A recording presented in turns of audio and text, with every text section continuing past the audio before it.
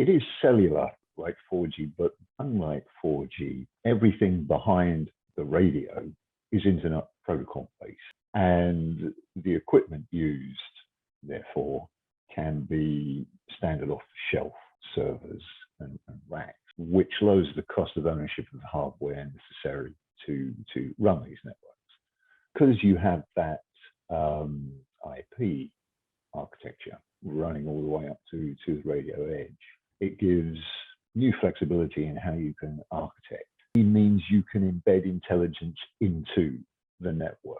Another way of thinking about it is that 3 and 4G really focused on how you make the RF part of connectivity work better, the way you encode data onto the air. And then with 5G, everyone sort of stood back a little bit and said, if we're going to keep speeding everything up, we're going to have massive bottlenecks in all sorts of places. So if you will, the classical model is you catch all your data, you shove it up a very fat, very fast pipe into a cloud somewhere where the AI, the automation, the magic happens.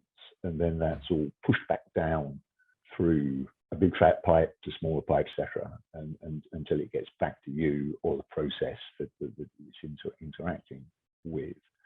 Some of the data doesn't need to go all the way to the cloud, so we can process it a bit more local to the user, because they're the ones that start user data.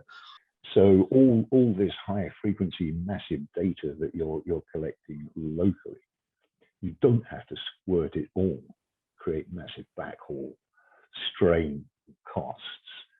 You can sort, shift, sift that data locally using mesh, mobile edge computing, multi-access edge computing, strictly speaking.